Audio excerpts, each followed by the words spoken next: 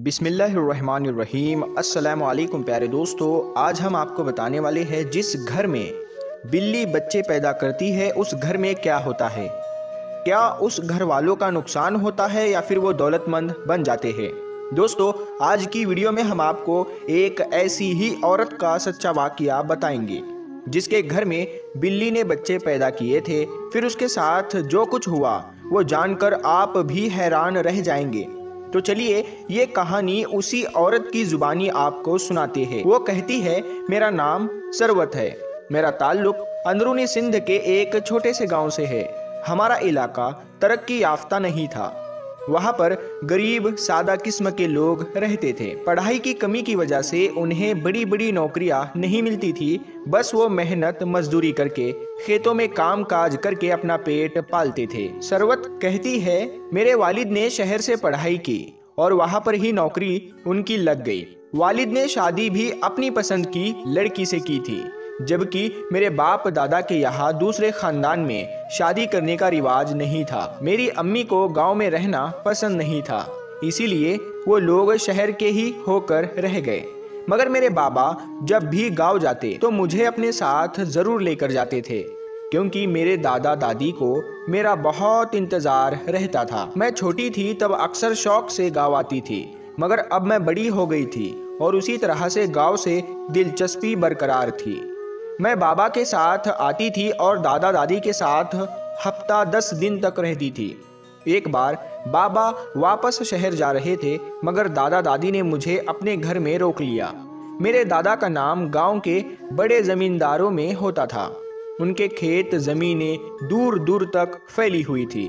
उनके बड़ी सी हवेली नुमा घर में हर तरह की सहूलियत मौजूद थी। मैं यहाँ वैसे तो बहुत खुश थी, मगर गांव से मंसूब कुछ अजीब अजीब बातें मुझे परेशान करने लगती। यहाँ के लोग पढ़े लिखे नहीं थे, इसी के चलते बहुत सी मनगढ़ंत कहानियाँ बनाते और उनको मशहूर करते थे और उन पर यकीन भी करते थे। आजकल जो हर दूसरे तीसरे शख्स की जुबान पर किस्सा था वो ये था कि जिस घर में बिल्ली बच्चे पैदा करती है उस घर में एक अजीब वाकया शुरू हो जाता है। शुरू में तो मुझे ये सब बकवास और झूठ लगा, मगर जब मैंने खुद ही अपनी आंखों से वो सब कुछ देखा तो दंग रह गई। सरवत बहन कहती है कि मैंने ऐसी बहुत सारी कहानियां सुनी, मगर इन कहानियों पर बिल्कुल भी यकीन करने को दिल नहीं करता था। मेरे दादा की हवेली में काम करने वाली मुलाजिमा यानी नौकरानी रोज कोई ना कोई नई खबर लेकर आती थी और हवेली की औरतों को मिर्च मसाले लगाकर सुनाती थी, और वो तमाम उसकी बातों पर आंखें बंद करके यकीन कर लेते थे, क्योंकि उनको तालीम और सूझबूझ की कमी थी। मगर मेरे साथ ऐसा नहीं था। मैं एक पढ़ी लिखी लड़की थी, मगर मुझे अपने खानदान की रिवायत और आदाब अच्छे से मालूम थे, इसीलिए मैं सबके साथ घुल मिल कर रहती थी, ताकि जो सलूक मेरी माँ ने दादा दादी के साथ किया मैं वैसा ना करूँ। यही वजह थी कि दादा दादी और मेरे घर वाले सब लोग मुझे बहुत प्यार करते थे। तो कहानी कुछ यूँ है कि एक बिल्ली थी जो सफ़ेद रंग की थी। उसकी एक आँख हरी तो दूसरी नीली थी, और ये एक बहुत ही खूबसूरत बिल्ली थी जो लोगों को अपनी तरफ खींच लेती थी। उसकी आंखें देखने वालों को बेइख्तियार अल्लाह की तारीफ करने पर मजबूर कर देती थी। ये कुदरत की एक हसीन तख्लीक थी। ये बिल्ली अक्सर घरों में आया जाया करती थी, मगर इसका असल ठिकाना एक औरत का घर था, जिस औरत का नाम बिल्किस था। ये औरत बहुत ही गरीब थी और हालात की मारी थी। इसके 5 बच्चे थे जो कि एक खास किस्म की बीमारी में मुब्तला थे। उसके वो बच्चे एक अच्छी उम्र को पहुंचकर चलने फिरने से कासिर हो जाते थे और अपाहिजों की तरह जिंदगी गुजारते थे। बल्कि इसके बच्चे तो पैदाइशी तौर पर तो बिल्कुल ठीक और सेहतमंद थे, लेकिन जैसे ही 8-10 साल की उम्र पर वो आ जाते तो अचानक उन्हें जाने ऐसा क्या हो जाता जिसकी वजह से वो चलने फिरने से कासिर हो जाते थे। ये एक बहुत बड़ी परेशानी वाली बात थी। जब इसकी बड़ी बेटी के साथ ऐसा हुआ तो उसको लगा कि ये अल्लाह की तरफ से आजमाइश है, और वो चुप रही। बहुत से हकीमों और डॉक्टरों को दिखाया, लेकिन किसी की समझ में ये बीमारी नहीं आई। आखिरकार थक हार कर बिल्किस बानो और उसके शोहर ने इसी हाल पर छोड़ दिया। लेकिन जैसे ही उनका बेटा 8 साल का हुआ तो उसके साथ में बिल्कुल वैसा ही हुआ। तब वो मियाँ बीवी बुरी तरह से घबरा गए। अभी इलाज करवाया मगर कोई फ़ायदा नहीं हुआ और उन्हें अब भी हर तरफ से मायूसी का सामना करना पड़ा। अब उनकी नज़र अपने तीनों छोटे बच्चों पर थी और उनकी जान सूली पर अटकी थी और उनको मालूम नहीं था कि जो उनके 2 बड़े बच्चों के साथ हुआ है वो बाकी बच्चों के साथ भी होगा या नहीं। मगर वो तीनों बच्चे भी उन 2 बड़े बच्चों के साथ ही वैसे ही 8-10 साल के हुए तो वो भी अपने बड़े बहन भाई की तरह बिस्तर से लग गए। वो चलना तो दूर बैठ भी नहीं पाते थे।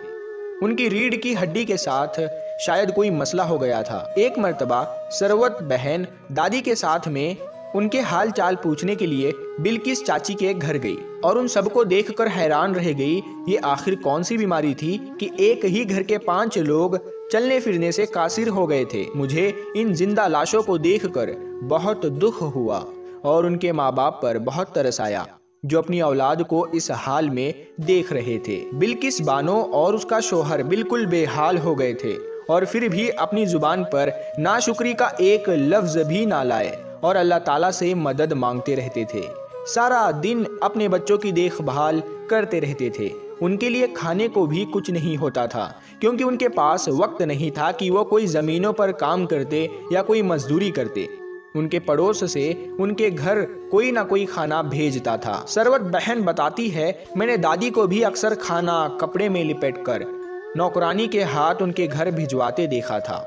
उनके घर में 5 बच्चे थे जो जिंदा लाश बनकर पड़े हुए थे और अब तो वो जवान हो चुके थे और बड़ी उम्मीद के साथ उनकी तरफ देखते रहते थे और जब अपनी माजूरी की वजह से अपनी मायूसी की बातें करते थे कि हम अपने माँ बाप पर बोझ बनकर बैठे हैं, न जिंदों में हमारी गिनती होती है न मुर्दों में होती है, ये कैसी बेबसी है, इससे अच्छा है हम पांचों मर जाए, अपने माँ बाप के लिए आसानी पैदा करें। तब बिल्किस चाची दिल ही दिल में रोती रहती थी मगर अपने बच्चों से कहती थी, तुम लोग भले मायूस हो जाओ मगर मैं अपने रब की रहमत से मायूस नहीं हूँ। मुझे अपने रब पर यकीन है। तुम पांचों के पांचों फिर से सेहतियाब हो जाओगे और फिर से इस आंगन में घूमो फिरोगे। तब बिल्किस चाची का शोहर नम आंखों से बिल्किस चाची को देखता और अल्लाह ताला से दिल में दुआ करता था कि बिल्किस का यकीन कायम रखना, कभी टूटने ना देना ऐ रब। जिस दिन बिल्किस का यकीन टूटा तो वह खुद भी टूट जाएगी। एक दिन उस खूबसूरत बिल्ली ने बिल्किस के घर का रुख किया और सारा दिन बिल्ली बिल्किस के घर में रहती थी क्योंकि उसके पेट में बच्चे थे। बिल्किस बिल्ली का बहुत ख्याल रखती थी, उसे भी खाने में से जितना हिस्सा बन पाता था देती थी। ये बिल्ली भी आम बिल्लियों की तरह नहीं थी, बिल्कुल तंग नहीं करती थी और उस पर सबको बहुत प्यार आता था। एक दिन उस बिल्ली ने 3 सफेद रंग के बच्चों को जन्म दिया और ऐन उसी दिन करिश्माती तौर पर बिल्किस का छोटा बेटा उठ बैठा। ये बात बिल्किस और उसके शोहर के लिए बहुत बड़ी बात थी क्योंकि वो जो हर जगह से नाउम्मीद होते जा रहे थे, अचानक उनका बेटा उठ बैठा। तब बिल्किस के शोहर ने अपने बेटे को सहारा देकर खड़ा किया तो उनका बेटा खुद से चलने लगा। ये देखकर दोनों मियाँ बीवी सजदे में गिर गए और अपने रब का शुक्र अदा किया कि पूरे 10 साल बाद उनका बेटा चलने लगा था। उनके बेटे का यूं चलना अपने भाइयों के लिए भी उम्मीद की किरण साबित हुआ। वो लोग भी बोल रहे थे कि अगर हमारा भाई चल फिर सकता है तो क्या पता हम भी फिर से चलने फिरने के काबिल हो जाए। बिल्किस के घर सारे गांव वाले जमा हो गए हैं। सब हैरत और खुशी से बिल्किस के बेटे को देखते जाते और आते जाते सब लोगों की नज़र बिल्ली के उन खूबसूरत बच्चों पर भी पड़ती थी और हर कोई बड़े गौर से देखता। अब बिल्किस का बेटा भी अपने बहन भाइयों के छोटे छोटे काम करने लगा था मगर उसके माँ बाप उसे काम करने से मना करते थे। अब बिल्किस चाची का शोहर भी दादा की जमीनों पर काम करने लगा क्योंकि घर में अब बिल्किस चाची के साथ उनका बेटा था। बिल्किस चाची का जो बेटा था जो ठीक हो चुका था। बिल्किस चाची और उनका शोहर उससे ज़मीनों पर मशक्क़त वाला काम नहीं करवाते थे क्योंकि वो बहुत साल बाद बीमारी से उठा था, कहीं फिर से बीमार ना पड़ जाए। 6 महीने ऐसे ही गुजर गए। सफ़ेद बिल्ली फिर से उम्मीद से थी और फिर रात के एक पहर उसने 4 बच्चों को जन्म दिया। बिल्किस चाची बहुत नरम दिल औरत थी। वो बिल्ली का बहुत ख्याल कर रही थी कि शायद कोई नेकी अल्लाह ताला को पसंद आ जाए और उसकी आजमाइशें ख़त्म हो जाए।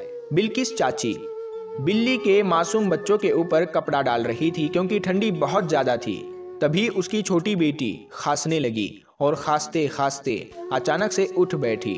बिल्किस चाची ये देखकर खुशी से चीख उठी और बिल्किस चाची का शौहर भी डर के मारे नींद से उठा और जब उसने अपनी बेटी को देख लिया तो उसकी आंखों से खुशी के आंसू नहीं रुक रहे थे। तब बिल्किस चाची के शौहर ने पहली बार बिल्ली और उसके बच्चे देखे तो सोच में पड़ गया और बोला, बिल्किस क्या तुमने एक बात महसूस की?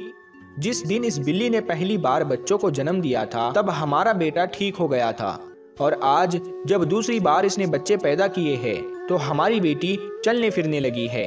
ये कोई महज एक इत्तेफाक है या उसका कोई कनेक्शन इस बिल्ली के साथ है? कहीं ऐसा तो नहीं है कि ये बिल्ली हमारे लिए मददगार साबित हो रही हो, इस बिल्ली के बच्चे हमारे लिए खुशबख्ती लेकर आते हो।